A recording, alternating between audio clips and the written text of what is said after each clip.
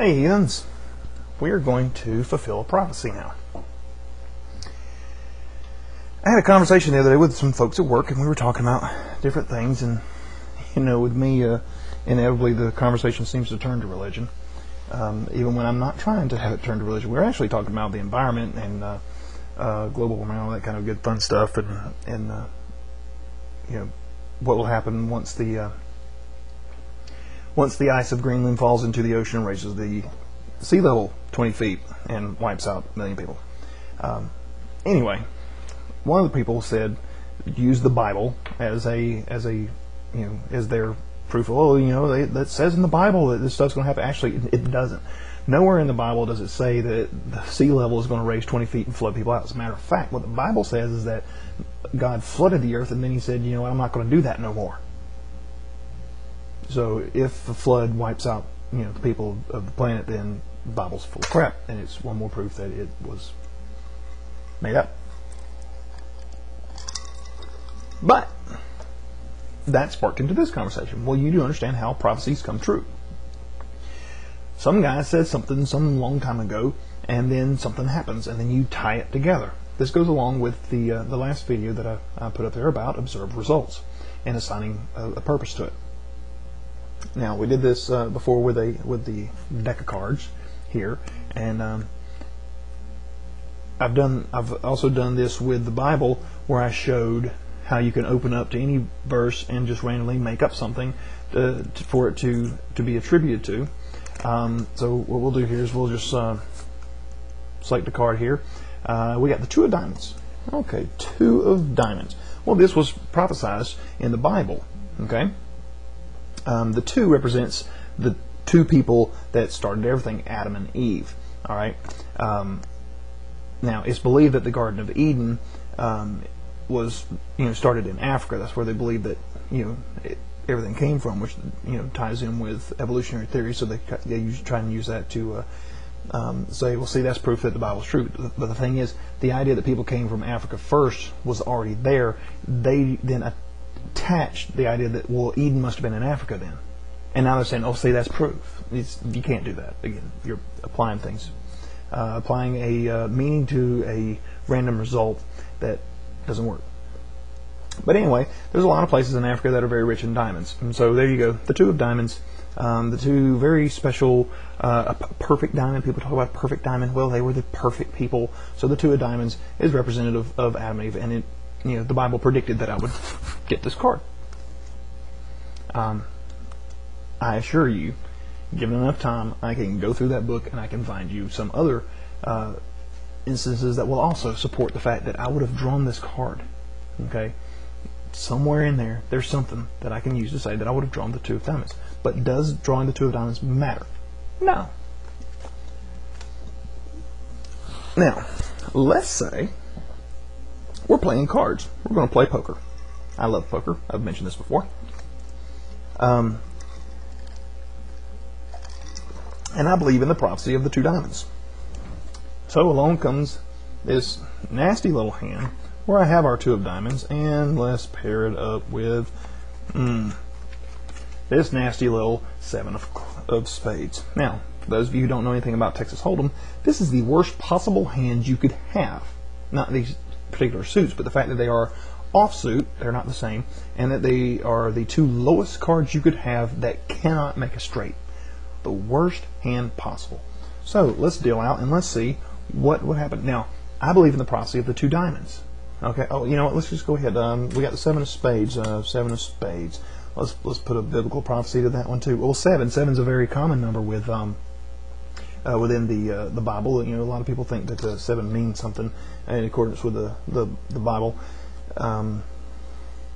Well, the spade is just looks like a black heart, with a little stick through it. So that's the black heart of the atheist being stabbed by Jesus. And so this is the evil and this is the good, and the pairing of the two. When the evil meets the good, it converts and becomes great and goes to heaven. Okay, so there's our prophecy. And now the Seven Deuce offsuit is going to be our magical hand. Now I'm not manipulating these cards in any kind of way. I'm just going to deal off 1, 2, and 3. Let's see what we got here. We got the 4 spades, the jack of clubs, and the king of diamonds. What a coincidence. The 4 clubs and the jack of diamonds being the first 2. Well, that's what I pulled off in the last video. But those are our 3. That doesn't help our hand at all. Next card. Oh, look at there. The 8 of diamonds. All right, that doesn't help our hand either. And the last one. Oh, 2 of clubs. I got a pair of 2s. Watch out. I got a great big nice hand of the pair of 2s. So now let's pull off 2 more cards.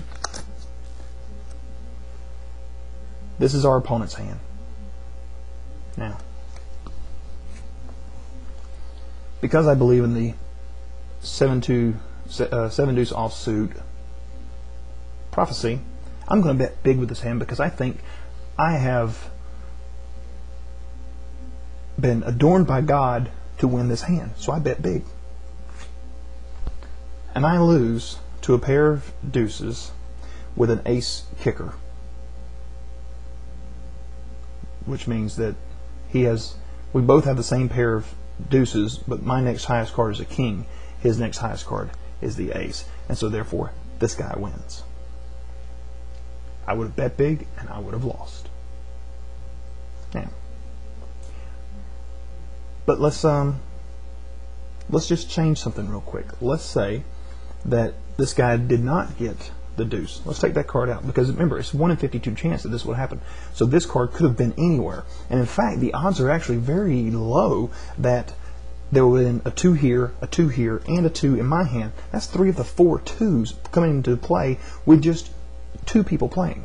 So that's actually very, very odd that that card would have come up. So let's say that that didn't happen. What is the next card that would have come up? Well, look, it's the 8. And if you remember, there's an 8 here. Now I have a pair of 2s. He has a pair of 8s. Still lose. Mathematically, the worst hand is doing horribly, as it should. But let's say he didn't get the 8. Let's get rid of that. What would the next card be? Oh, look, a king. Still beat my hand. 6. Okay. So, finally, I have a hand that I have beaten. I have a pair of 2s, which beats his ace high. Now, I had to go through 4 hands to find one hand that would beat my hand. Or that wouldn't beat my hand, I should say. So I got a 25% chance in that play in order to fulfill my prophecy. 25% is pretty damn good odds, to be honest with you, in fulfilling a prophecy.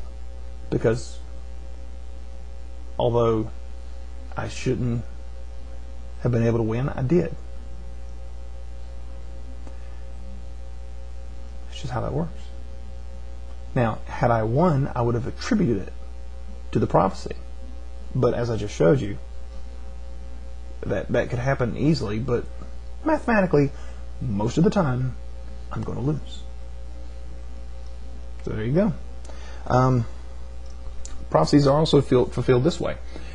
Let's say I tell you that you're going to marry someone with red hair, which I did. If you believe my prophecy, what are you going to do?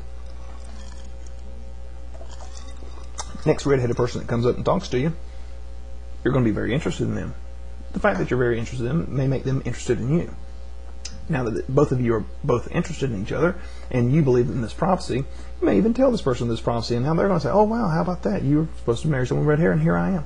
Now both of you are tied into the prophecy, and if both of you believe it, both of you will stay together and get married regardless of what you what other things are out there, because you've convinced yourself that this is what is meant to be. You have fulfilled your own prophecy.